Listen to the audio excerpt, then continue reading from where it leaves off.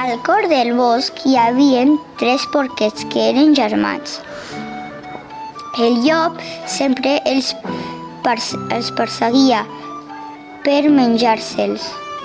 Per poder escapar del llop, els 3 porquets van decidir fer-se una casa. Jo em faré una casa de palla, així acabarem ben de pressa, així podré anar a jugar. Doncs jo de fusta, que aguantarà més i podré anar a jugar amb tu. Quina pressa per jugar. Jo em faré una casa de maons. Trigui el que trigui, aguantarà més i això és el més important. Ja veureu el llop que farà amb les vostres cases, ja. Un dia el llop va sortir de sobte darrere d'un arbre i va saltar darrere del porquet petit. El porquet va córrer i córrer fins a la seva caseta de palla. El llop es va aturar i va començar a bufar i bufar fins que la caseta de palla es va caure. Bufaré, bufaré i la casa derrumbaré. Ai, Déu meu, la meva caseta de palla! Correré a la casa del meu germà mitjà, així podré refugiar-me. Llavors el llop va perseguir el porquet petit pel bosc, que va córrer per poder refugiar-se a casa del germà mitjà. El llop llavors va perseguir el porquet petit fins a la casa del germà mitjà. En arribar, el llop va bufar i bufar i bufar fins que la caseta de fusta també va caure. Bufaré, bufaré i la casa derrumbaré. Ai, Déu meu, la meva caseta de fusta! Haurem de córrer a casa del germà gran. Afanyem-nos!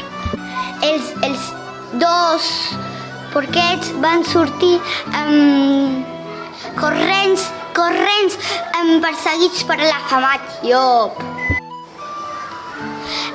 Els 3 porquets van córrer i córrer fins a casa de maons i van tancar portes i finestres. El llop va bufar i bufar, però la casa no queia. Bufar i bufar, però la casa aguantava.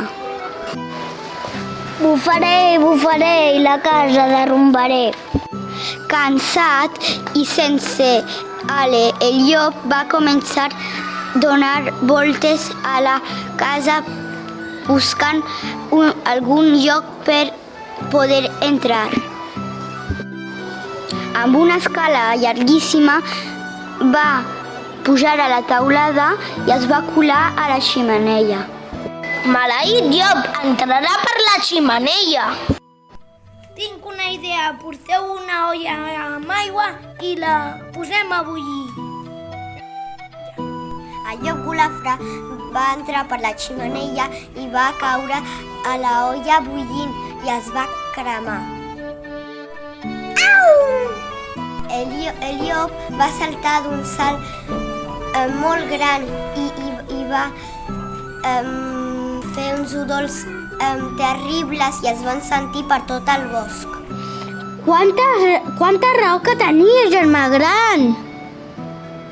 Sí, cal fer les coses ben fetes és sense pressa. Ara ja l'hem entès.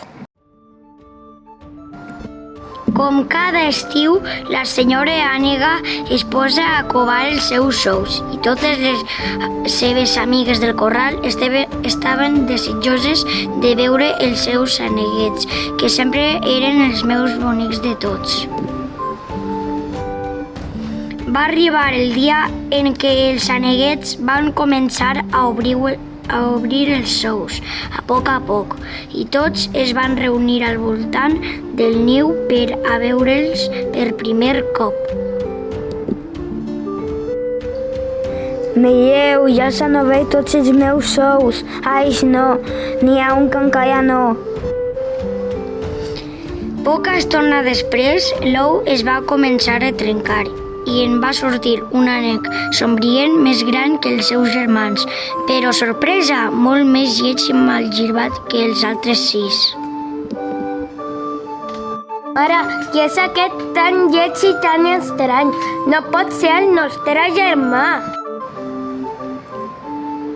Tranquils, que ja canvia i ella es farà com tots vosaltres. Però van anar passant els dies i l'Aneguet no va canviar com els altres esperaven i tots el rebutjaven per ser tan diferent, ni tan sols el deixaven jugar. Fus d'aquí, que no veus que se'm fas passar vergonya. Però quina culpa tinc jo en de ser diferent? Per què no em deixes jugar? Au, marxa, no ens agrada com ets. L'Aneguet va decidir que havia de buscar un lloc on pogués trobar amics que de veritat el volguessin malgrat el seu aspecte, i un matí molt aviat, abans que es llevés ningú del corral, va fugir per un forat de la tanca. Finalment va arribar la primavera i l'Aneguet va passar per un estany on va trobar les aus més belles que mai havia vist. Fins aleshores eren elegants, gràcils i es movien amb tanta distinció que es van sentir totalment acomplexats perquè ell era molt maldestre. Perdoneu, ja sé que sóc lleig i malgirbat, però podreu deixar banyar-me amb vosaltres? Fa molt de temps que estic molt sol. Doncs clar, ets uns dels nostres. No us burleu de mi, sisplau, tothom ho fa. Mira el teu reflec a l'estanc i ja veuràs que no et mentim. L'Aneguet es va mirar incrèdul a l'aigua transparent i el que va veure el va deixar meravellat. Durant el llarg hivern s'havia transformat en un cisne preciós. Va aixecar el vol majestuós i es va afegir al grup d'aquelles precioses aus, feliç i orgullós de ser per fi acceptat i apreciat per ser com era. Vet aquí que una vegada era un pare i una mare que tenien un fill tan petit, que li deien en Patufet. Un dia la mare, mentre feia caure la olla va dir: Ai, fillet, quina gana em fa sortir a comprar el dinar, a bullir al foc i no trobo el safrà enlloc. Mare, si no hi ha safrà, jo us puc anar a buscar. On vols anar? No veus que ets massa petitó i la gent et pot trepitjar pel carrer com un cigro? Ja hi aniré cantant, i així, si no em veuen bé, prou que em sentiran. Bé, d'acord, Patufet, aquí tens un dinaret i ves de seguida a la botiga d'en Josep. I que Ramon s'encamina en aquell marrec tan tossup amb esclops i barretines i unes calces de vellut. Patim, patam, patum, homes i dones del cap dret. Patim, patam, patum, no trepitgeu el Patufet. En Patufet arriba a la botiga i demana: Bon dia, vull €1 de safrà. Qui? Què voleu? Soc en Patufet. Aquí li deixo l'euro per una paperina de safrà. Mare de Déu, quines coses s'han de veure. D'acord, aquí tens la paperina de safrà. I en Patufet se'n torna a casa tot content amb la paperina de safrà. Patim, patam, patum, homes i dones del cap dret. Patim, patam, patum, no trepitgeu en Patufet. Quan en Patufet arriba a casa, la seva mare el felicita orgullosa. Molt ben fet, estic orgullosa de tu. Mare, doncs ara em podríeu deixar portar el dinar al pare, oi? Ai, no, Patufet, que em faries patir molt. Que no, mare, no et preocupis. Bé, d'acord, aquí tens, però vés amb molt de compte. I en Patufet, content, marxa al camp a portar el dinar al pare. Patim, patam, patum, homes i dones del cap dret. Patim, patam, patum, no trepitgeu en Patufet.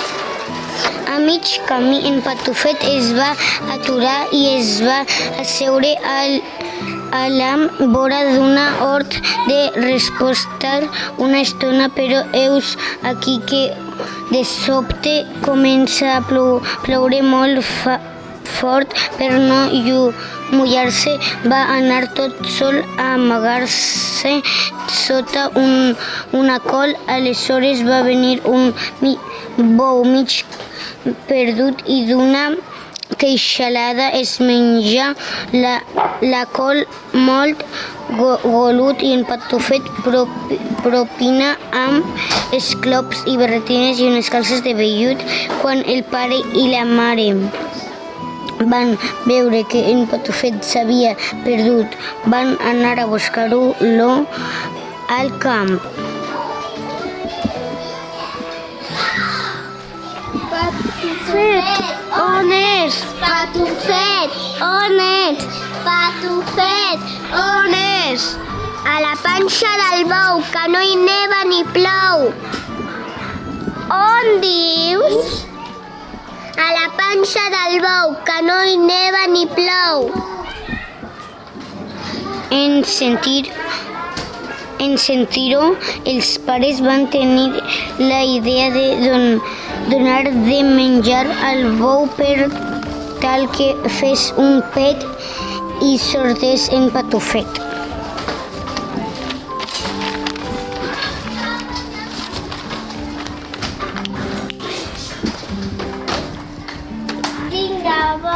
Vinga, bou, que... Això per això, i això. Vinga, tot per tu. Va arribar un moment que el pobre bou ja no podia més i va fer un pet bestial. I com un llampet va sortir en Patufet molt content i espavilat, com si res no hagués passat. Visca, que contents estem! I vet aquí un gos i vet aquí un gat, aquest conte ja s'ha acabat.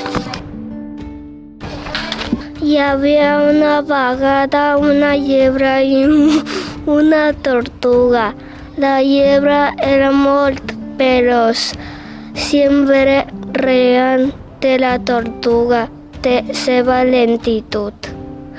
Ai, tortuga, mira que lents de lenta. Mentre són de veure. Ha, ha, ha, ha. Pot ser que siguis més ràpida, però jo et guanyaria en una competició.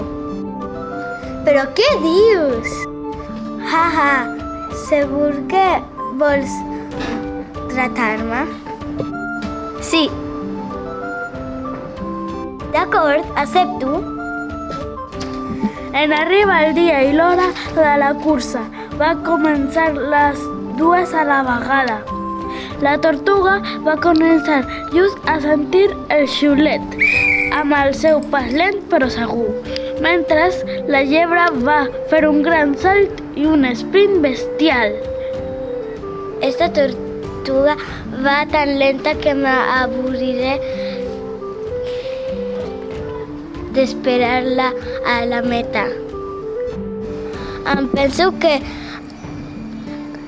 em quedaré una estona sota d'aquest arbre. La tortuga no va deixar mai de caminar, a pas lent però constant. Seguia avançant tranquil·la cap a la meta.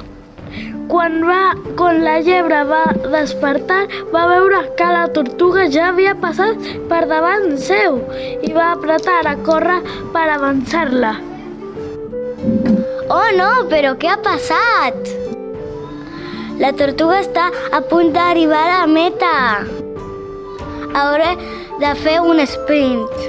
Per molt que va córrer, la llebre no va aconseguir arribar a temps i la tortuga va resultar vencedora. Hi ha una cosa que has d'aprendre. Llebre, sovint, no per córrer més, s'arriba abans. El més important és seguir endavant i no defallir.